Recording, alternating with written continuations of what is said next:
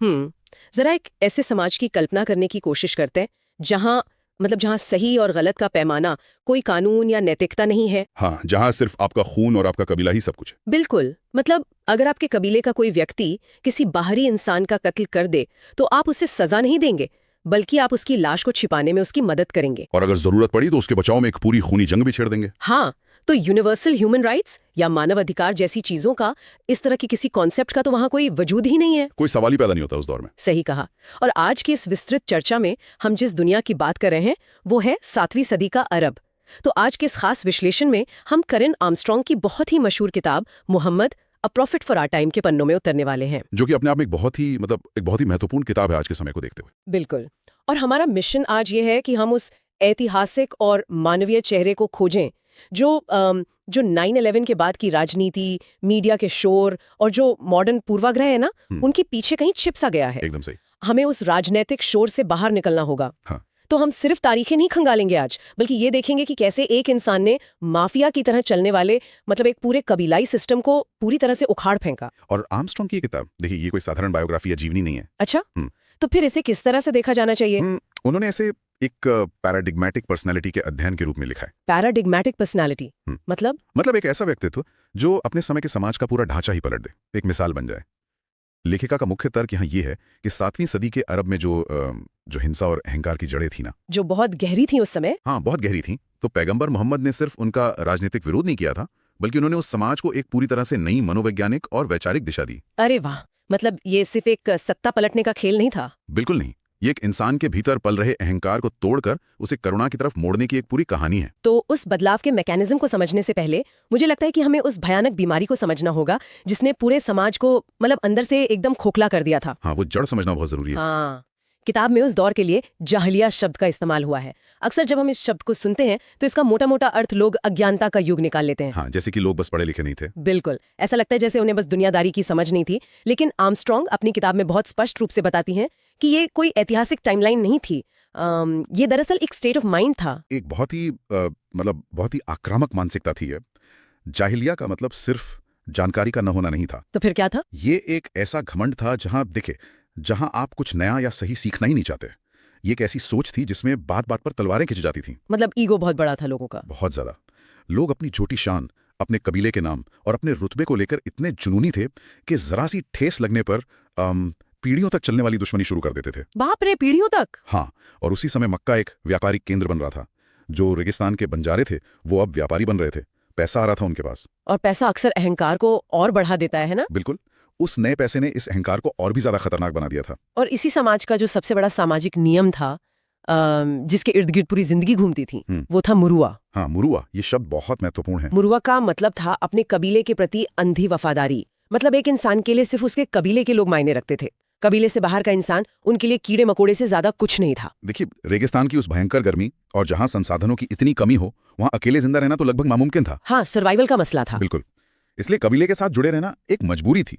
लेकिन मुरुआ ने इस सर्वाइवल मैकेनिज्म को एक चरमपंथी विचारधारा बना दिया था। वहां कोई नैतिक पैमाना बचा ही नहीं था। पर यहाँ मैं थोड़ा रुक कर एक सवाल उठाना चाहूंगी। हाँ, कहिए। क्या हम मुरुआ को सिर्फ एक डार्क या नेगेटिव चीज मान सकते हैं? क्योंकि अगर कोई अपने परिवार या अपने समूह के लिए जान देने को तैयार है तो उसमें एक तरह का साहस तो है ना। ये एक दिलचस्प नजरिया है। अगर हम इसे आज की दुनिया से जोड़कर देखें तो ये कुछ वैसा ही है जैसे आज लोग कहते हैं माई कंट्री राइट और रॉन्ग, यानी मेरा देश या मेरा समूह चाहे जो करे मैं उसके साथ मजबूती से खड़ी हूँ। क्या ये वफादारी उस कठोर माहौल में उनकी सबसे बड़ी ताकत नहीं थी? आप बिल्कुल उसी पॉइंट पे आ गई हैं जो मुरुआ को इतना खतरनाक बनाता था। अच्छा, कैसे? समस्या ये नहीं थी कि उनके अंदर साहस की कमी थी। समस्या दरअसल ये थी कि वो साहस पूरी तरह से अंधा था। ये वेपनाइज्ड ब्रेवरी थी। वेपनाइज्ड ब्रेवरी, ये टर्म बहुत सटीक है। हाँ, जब आप कहते हैं कि मेरा समूह चाहे सही हो या गलत, तो आप असल में न्याय के विचार को ही जड़ से खत्म कर देते हैं। आर्मस्ट्रॉन्ग बहुत ही स्पष्ट रूप से लिखती हैं कि मुरुआ में करुणा या दया सिर्फ कबीले की बाउंड्री तक सीमित थी। बाहरी लोगों के लिए कोई दया नहीं? बिल्कुल नहीं। अगर अपने कबीले के फायदे के लिए किसी बाहरी मासूम व्यक्ति को लूटना पड़े या मारना पड़े तो उन्हें रात में नींद आने में कोई परेशानी नहीं होती थी। उन्हें कोई गिल्ट महसूस नहीं होता था? एकदम नहीं। उनके लिए सही वही था जो कबीले के लिए फायदेमंद हो।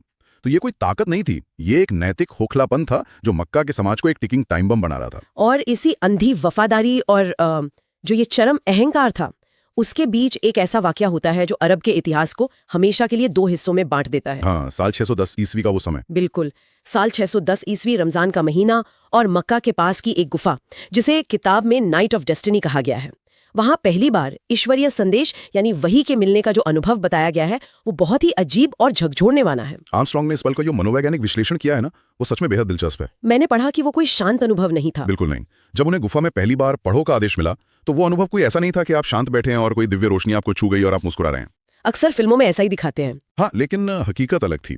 वो अनुभव शारीरिक रूप से इतना भारी था कि उन्हें लगा जैसे कोई विशाल ताकत उन्हें कुचल रही है। उनका दम घुटने लगा था। ऐसा लगता है जैसे वो शारीरिक दबाव असल में उस जाहिलिया की जो कठोर मानसिकता थी उसे तोड़ने का प्रतीक था। ये बहुत सही एनालॉजी है। क्योंकि जिस समाज का ईगो इतना बड़ा हो उसे कोई हल्की फुल्की बात तो बदल कर नहीं रख सकती ना। उसे एक बहुत ही गहरे और झकझोरने वाले शौक की जरूरत थी। बिल्कुल, एक बड़े धक्के की जरूरत थी। और इस नई विचारधारा ने सबसे पहला काम यही किया कि मक्का के समाज में जो महानता या करीम होने की पुरानी परिभाषा थी उसे जड़ से उखाड़ फेंका। हाँ, क्योंकि मक्का के उन अमीर कुरैश व्यापारियों के लिए करीम या महान होने का मतलब बहुत ही सतही था। वो लोग महानता किसे मानते थे? अगर आप अपनी शान बघारने के लिए मान लीजिए एक ही रात में 100 ऊँटों की बलि दे दें। बाप रे, 100 ऊँट? हाँ, और एक बहुत बड़ी दावत दें जिसमें पूरे शहर को बुलाएं ताकि लोग कहें कि वाह, इससे बड़ा तो कोई रईस नहीं है, तो आप करीम कहलाते थे। ये तो विशुद्ध रूप से दिखावा था। बिल्कुल, ये दिखावे की उदारता थी। इसका मकसद किसी गरीब का पेट भरना नहीं था, बल्कि समाज में अपना राजनीतिक रुतबा और अपना ईगो बढ़ाना था। लेकिन जो नया संदेश आया, जो कुरान की आयतें शुरू हुई, उन्होंने कहा कि नहीं, कलीम वो नहीं है जो ऊंट लुटाकर तालियां बटोरे। एकदम सही। नया संदेश था कि सच्चा महान व्यक्ति वो है जिसके दिल में तकवा हो। तकवा यानी करुणा। हाँ, तकवा यानी करुणा, ईश्वर का भय और एक तरह की गहरी नैतिक जिम्मेदारी। और यहीं से ज़कात का कॉन्सेप्ट आया, जिसने मक्का की उस कबीलाई अर्थव्यवस्था की तो जैसे कमर ही तोड़ दी। क्योंकि ज़कात सिर्फ गरीबों को कुछ सिक्के दे देना नहीं था। आर्मस्ट्रांग समझाती हैं कि ये एक सिस्टमैटिक वेल्थ डिस्ट्रीब्यूशन था, जो कि अमीरों को बिल्कुल पसंद नहीं आया होगा। मक्का के एलीट वर्ग के लिए तो ये बर्दाश्त के बाहर था। उनसे कहा जा रहा था कि अपनी कमाई का एक तय हिस्सा, वो भी बिना किसी शोर शराबे और बिना किसी दिखावे के, उन बेसहारों और दासों को दे दो जिन्हें वे इंसान भी नहीं मानते थे। ये उनके ईगो पर बहुत बड़ी चोट थी। मतलब आप अपने अहंकार को पोषण देने वाली बड़ी बड़ी दावतें नहीं कर सकते। हाँ, आपको चुपचाप अपना पैसा उस समाज को देना जहां से आपको वापस कोई राजनीतिक फायदा नहीं मिलने वाला। और अगर वैचारिक रूप से ईगो को तोड़ने के लिए ज़कात था, तो शारीरिक रूप से उसे तोड़ने के लिए सजदा था। ये किताब का एक ऐसा हिस्सा है जो मुझे व्यक्तिगत रूप से बहुत पावरफुल लगा। सजदा यानी जमीन पर माथा टेकना। हाँ, इस्लाम ने लोगों से कहा कि वे दिन में कई बार जमीन पर अपना सिर झुकाएं। अब जरा उस मक्का के समाज की कल्पना कीजिए। वो लोग जो हमेशा अकड़ कर चलते थे। बिल्कुल, वो अरब जो सीना तान कर चलते थे, जो किसी के सामने झुकने को अपनी सबसे बड़ी तौहीन मानते थे, उनसे कहा जा रहा था कि अपना माथा धूल में रगड़ो। क्योंकि देखिए, इंसान सिर्फ ख्यालों या बातों से नहीं बदलता, उसे एक शारीरिक प्रैक्टिस की भी जरूरत होती है। हाँ, फिजिकल एक्शन जरूरी है। इस्लाम शब्द का जो मूल अर्थ है अस्लमा, यानी अपनी पूरी हस्ती को ईश्वर की इच्छा के आगे सरेंडर कर देना, पूरी तरह से समर्पित कर देना। हाँ, तो जब वो अहंकारी अरब अपना सिर जमीन पर रखता था तो वह सिर्फ एक धार्मिक कर्मकांड नहीं कर रहा होता था। वो असल में वो अपने उस घमंड को कुचल रहा होता था जिसने जाहिलिया को जन्म दिया था। वाह, बहुत खूब। आर्मस्ट्रांग कहती हैं कि बिना उस अहंकार को खत्म किए आप कभी भी एक ऐसा समाज नहीं बना सकते जहां इंसानों के बीच सच्ची समानता हो। इस सरेंडर और ईगो का टूटना एक बहुत ही व्यक्तिगत अनुभव लगता है सुनने में। लेकिन जब इंसान एक समाज में रहता है जहां अलग अलग मान्यताएं हों, अलग अलग धर्म हों, तो अक्सर हम देखते हैं कि यही ईगो एक सामूहिक रूप ले लेता है। हाँ, हम बनाम तुम वाली सोच। बिल्कुल, हमारा देवता तुम्हारे देवता से बेहतर है, या हमारा रास्ता ही इकलौता सही रास्ता है। तो इस नए संदेश ने उस समय के जो बाकी धर्म और आस्थाएं थीं, उन्हें किस तरह देखा? ये आर्मस्ट्रांग की किताब का शायद सबसे चौंकाने वाला और मैं कहूँगा सबसे कम समझा गया पहलू है। ऐसा क्यों? क्योंकि शुरुआत में इस्लाम किसी एक अलग एक्सक्लूसिव धर्म का ट्रेडमार्क नाम नहीं था। अच्छा, तो ये क्या था? ये ईश्वर के प्रति समर्पण के एक रवैये का नाम था। और कुरान बहुत ही आक्रामक रूप से, बहुत मजबूती से एक प्लूरलिस्टिक यानी बहुलवादी दृष्टिकोण पेश करता है। बहुलवादी दृष्टिकोण, इसे थोड़ा और समझाएंगे? वो ये नहीं कहता कि दुनिया का इतिहास 610 ईस्वी से शुरू होता है और उससे पहले जो कुछ था वो सब बकवास था। हाँ, वो पिछले पैगंबरों को भी तो मानता है। इसके बिल्कुल उलट, वो अब्राहम, मूसा और ईसा मसीह जैसे सभी पिछले पैगंबरों को और उनके संदेशों को मान्यता देता है। मुझे किताब में पढ़ते हुए एक बहुत ही खूबसूरत पैराबल यानी एक दृष्टांत मिला। इसमें ईश्वर की रोशनी की तुलना एक ऐसे दीपक से की गई है जो एक कांच के आवरण में जल रहा है। वो आयत बहुत ही गहरी है। हाँ, अगर मैं इसके लिए अपनी तरफ से एक एनोलॉजी दूं तो सोचिए कि एक बहुत बड़ा कमरा है जिसमें अलग अलग आकार और रंग की खिड़कियां हैं। ठीक है। कोई खिड़की लाल कांच की है, कोई नीले की है, कोई गोल है, कोई चौकोर है। ये जो अलग अलग खिड़कियां हैं, ये दरअसल अलग अलग धर्म और परंपराएं हैं। बहुत सुंदर उदाहरण है ये। लेकिन बाहर जो सूरज है और उन खिड़कियों से छनकर जो रोशनी अंदर आ रही है, वो ईश्वरीय प्रकाश, वो तो एक ही है। और मजे की बात यह है कि 7वीं सदी का वो जो कबीलाई दिमाग था ना, वो यही सोचता था कि मेरी खिड़की ही असली है, चलो तुम्हारी खिड़की को पत्थर मारकर तोड़ देते हैं। हाँ, वही असहिष्णुता। लेकिन कुरान की ये आयत बहुत ही रैडिकल तरीके से कह रही थी कि खिड़कियों के कांच को घुरना बंद करो और उस रोशनी को देखो जो सब में एक समान है। रोशनी पर फोकस करो, कांच पर नहीं। बिल्कुल। किताब में स्पष्ट लिखा है कि कुरान कहता है हम उस पर विश्वास करते हैं जो हम पर उतारा गया है और जो तुम पर उतारा गया है। हमारा ईश्वर और तुम्हारा ईश्वर एक ही है। एक ऐसे समाज में जो अपने देवताओं को कबीले के मैस्कॉट की तरह इस्तेमाल करता था, ये कहना कि हमारा और तुम्हारा ईश्वर एक है, ये तो एक बहुत बड़ी वैचारिक क्रांति थी। बहुत बड़ी क्रांति। ये सीधे तौर पर धार्मिक असहिष्णुता को खारिज कर रहा था। सिर्फ खारिज नहीं कर रहा था बल्कि उसे अवैध ठहरा रहा था।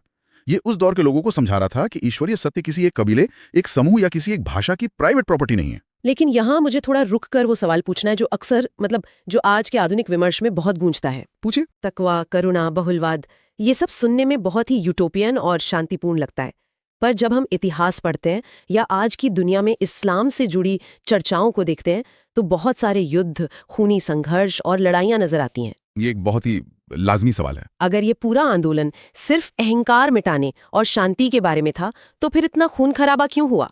आर्मस्ट्रॉन्ग ने इस विरोधाभास को सुलझाने के लिए बहुत गहराई में जाकर उन्होंने पूरे ऐतिहासिक संदर्भ दिए हैं। सबसे पहली बात जो हमें समझनी होगी वो है जिहाद शब्द का असली मतलब, जिसे आज होली वॉर कहा जाता है। हाँ, आज के विमर्श में इसे एक पवित्र युद्ध या होली वॉर का टैग दे दिया गया है।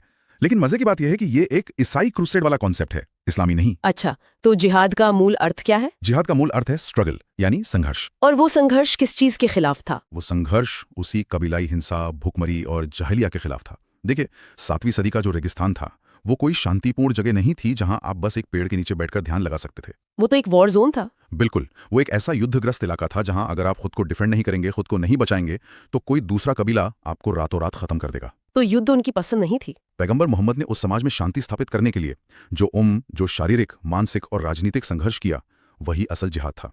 आर्मस्ट्रॉन्ग साफ कहती हैं कि युद्ध कोई आदर्श स्थिति नहीं थी, बल्कि वो उस समय की एक भयानक मजबूरी थी। और शांति के लिए किए गए इस संघर्ष का सबसे बड़ा उदाहरण मुझे किताब में हुदैबिया की संधि के रूप में दिखा। ये वो हिस्सा है जहां सारी थ्योरी असल प्रैक्टिकल रूप लेती है। हुदैबिया की संधि, ये वाकया बहुत सी गलतफहमियों को दूर करता है। हाँ, जब मुसलमान मक्का में तीर्थयात्रा के लिए प्रवेश करना चाहते थे तो मक्का के कुरैश ने उन्हें रोक दिया था। कुरैश पूरी तरह से अपनी झूठी शान और अहंकार में अंधे हो चुके थे। वो मुसलमानों को लगातार उकसा रहे थे। वो चाहते थे कि किसी तरह से ये लोग हथियार उठाएं और मक्का में एक खूनी जंग शुरू हो जाए। और उस भयंकर तनाव के माहौल में जहां देखिए मुसलमानों के भीतर भी गुस्सा उबल रहा था, पैगंबर मोहम्मद ने एक बहुत ही असाधारण रणनीति अपनाई। उन्होंने क्या किया? उन्होंने हिल्म का रास्ता चुना। हिल्म जहालिया का बिल्कुल उल्टा है। हिल्म, इसका क्या मतलब है? जाहिलिया का मतलब है भड़क जाना, उग्र हो जाना, लेकिन हिल्म का मतलब है चरम संयम, शांति और सहनशीलता। जब सामने वाला आपको जानबूझकर ट्रिगर कर रहा हो, आपको नीचा दिखा रहा हो और आप फिर भी शांत रहे। बिल्कुल, तब भी अपना आपा ना खोना और शांति से अपना काम करना ही हिल्म है। किताब में जिक्र है कि उन्होंने कुरैश की लगभग हर वो शर्त मान ली जो बहुत अपमानजनक लग रही थी, है ना? सिर्फ इसलिए ताकि एक बूंद भी खून न बहे। यही तो हिल्म की असली ताकत थी। उन्होंने उस कबीलाई ईगो को उसी के खेल में हरा दिया। कुरैश चाहते थे कि वे लड़े, लेकिन उन्होंने लड़ने से इनकार करके एक शांति संधि कर ली। यह तो बहुत बड़ा मास्टर स्ट्रोक था। और अगर हम इतिहास को थोड़ा और आगे बढ़ाएं तो पैगंबर के जीवन के अंतिम हिस्से में हमें अराफात के मैदान में दिया गया उनका फेयरवेल सर्मन, यानी विदाई उपदेश मिलता है। वो उपदेश एक तरह से इस पूरी वैचारिक क्रांति का निचोड़ था। हाँ, उस उपदेश में उन्होंने साफ साफ कहा कि आज से खून खराबे, सदियों पुरानी दुश्मनी और कबीलाई बदले की भावना को हमेशा के लिए मेरे पैरों तले कुचला जाता है। सब कुछ खत्म कर दिया। उन्होंने ये भी कहा कि कोई भी अरब किसी गैर अरब से बेहतर नहीं है और कोई गोरा किसी काले से बेहतर नहीं है। सभी इंसान आदम की संतान है और आदम मिट्टी से बने थे। समानता का इससे बड़ा उदाहरण क्या होगा? और उन्होंने कहा कि ईश्वर ने कबीले और राष्ट्र इसलिए नहीं बनाए कि वे एक दूसरे पर हावी हों, बल्कि इसलिए बनाए हैं ताकि वे एक दूसरे को जान सकें। एक दूसरे को जान सकें, यही वो वाक्य है जो आर्मस्ट्रॉन्ग की पूरी किताब का असल में केंद्र बिंदु है। बहुत ही गहरी बात है ये। अपने जीवन के अंतिम दौर में पैगंबर ने युद्ध और संघर्ष को पूरी तरह से पीछे छोड़ दिया था और एक अहिंसक समाज की नींव रख दी थी। पर यह बात आज के विवर्ष से गायब क्यों है? ये इतिहास का बहुत बड़ा दुखांत है। आज के कुछ चरमपंथी समूह जो खुद को उनका अनुयायी कहते हैं और साथ ही पश्चिमी मीडिया का एक बहुत बड़ा हिस्सा, दोनों ही इस सच्चाई को पूरी तरह से नजरअंदाज कर देते हैं। दोनों अपने अपने एजेंडे चला रहे हैं। बिल्कुल, दोनों ही अपने अपने फायदे के लिए उस हिंसा को हाईलाइट करते हैं जो असल में उस समय की एक मजबूरी थी, और उस हिल्म को भूल जाते हैं जो उनका मुख्य उद्देश्य था। ये सच में चौंकाने वाला है कि कैसे इतिहास को सुविधानुसार छांट लिया जाता है। इतिहास को तोड़ मरोड़ कर पेश करना बहुत आम हो गया है। और शायद यही कारण है कि करेन आर्मस्ट्रॉन्ग ने इस किताब का नाम अ प्रॉफिट फॉर आवर टाइम रखा है, क्योंकि ये सिर्फ अतीत की बात नहीं है। आज जब हम 9/11 के बाद की दुनिया को देखते हैं, जहां बहुत ध्रुवीकरण है, हाँ, जहां बहुत सारे राजनीतिक और धार्मिक गुटों ने बिना सोचे समझे पैगंबर को एक आतंकवादी या युद्ध प्रेमी के रूप में पेंट कर दिया है, आर्मस्ट्रॉन्ग इस नैरेटिव की बहुत कड़ी आलोचना करती हैं। और ध्यान देने वाली बात यह है कि लेखिका किसी एक धर्म को सही या गलत नहीं ठहरा रही हैं। वो सिर्फ तथ्य रख रही हैं। हाँ, वो ऐतिहासिक तथ्यों की वकालत कर रही हैं। वो बताती हैं कि जब पश्चिमी दुनिया या क्रिश्चियन राइट विंग समूह इस तरह का प्रोपेगेंडा फैलाते हैं तो वे असल में उस कट्टरपंथ को और हवा दे रहे होते हैं जिसे वे खत्म करना चाहते हैं। ये तो आग में घी डालने वाली बात हुई। इसी बात को पुख्ता करने के लिए किताब के अंत में विल्फ्रेड कैंटवेल स्मिथ का एक बहुत ही शानदार विचार दिया गया है। हाँ, उनका कोट बहुत पावरफुल है। स्मिथ कहते हैं कि जब तक पश्चिमी सभ्यता या दुनिया का कोई भी ताकतवर समूह अन्य संस्कृतियों के साथ एक बुनियादी सम्मान के साथ पेश आना नहीं सीखेगा, तब तक हम दुनिया की किसी भी बड़ी समस्या को हल नहीं कर सकते। बुनियादी सम्मान, फंडामेंटल रिस्पेक्ट। हमें ये मानना ही होगा कि हम इस धरती को अपने से कमतर या छोटे लोगों के साथ साझा नहीं कर रहे हैं, बल्कि हम इसे अपनी बराबरी वालों के साथ साझा कर रहे हैं। बराबरी वालों के साथ। और बराबरी तभी आ सकती है जब आप सामने वाले के इतिहास को, उसके प्रतीकों को उसी नजरिए से समझने की कोशिश करें जैसा कि वो खुद करता है, ना कि अपने नजरिए थोपें। बिल्कुल। अगर आप सिर्फ अपने पूर्वाग्रहों के चश्मे से दुनिया देखेंगे तो आप कभी भी दूसरे की खिड़की से आने वाली रोशनी को नहीं समझ पाएंगे। वो खिड़की वाली एनालॉजी यहाँ एकदम फिट बैठती है। आर्मस्ट्रॉन्ग का पूरा शोध हमें यही बताता है कि असल समाधान दूसरों को नीचा दिखाने या अपने कबीले की श्रेष्ठता साबित करने में नहीं है, बल्कि तकवा और हिल्म को अपनाने में है। तो इस पूरी चर्चा और कैरन आर्मस्ट्रॉन्ग के इस विस्तृत विश्लेषण के बाद जब हम आज के दौर को देखते हैं, जो कि एक डिजिटल दौर है, हाँ, जहाँ हमारे पास पलक झपकते ही जानकारी पहुंचाने वाला इंटरनेट है, हम सोशल मीडिया पर बैठे हैं, जहाँ रोज नए नए कबीले बनते हैं और रोज ऑनलाइन युद्ध होते हैं, जहाँ किसी को भी उसके एक बयान पर कैंसिल कर दिया जाता है, जहाँ लोग अपनी इको चेम्बर्स में बैठकर खुद को सबसे सही और बाकी सबको गलत मानते हैं। ये आज का नया मुरुआ है। बिल्कुल। तो क्या हम जाने अनजाने में उसी जाहिलिया की तरफ वापस नहीं लौट रहे हैं? क्या आज का ये हाईटेक समाज जो खुद को बहुत मॉडर्न समझता है, अंदर से उसी 7वीं सदी के मक्का की तरह अहंकार और असहिष्णुता से नहीं भर गया है? ये एक बहुत ही गंभीर सवाल है। और अगर ऐसा है तो श्रोताओं, शायद आज हमें किसी नई तकनीक की नहीं, बल्कि अपने भीतर के अहंकार को कुचलने वाले उस हिल्म और तकवा की सबसे ज्यादा जरूरत है। इस पर जरूर विचार कीजिएगा। सच्चे इल्म को लोगों तक पहुंचाने के लिए हमारा साथ दें, वीडियो को ज्यादा से ज्यादा शेयर करें और चैनल को सब्सक्राइब करें।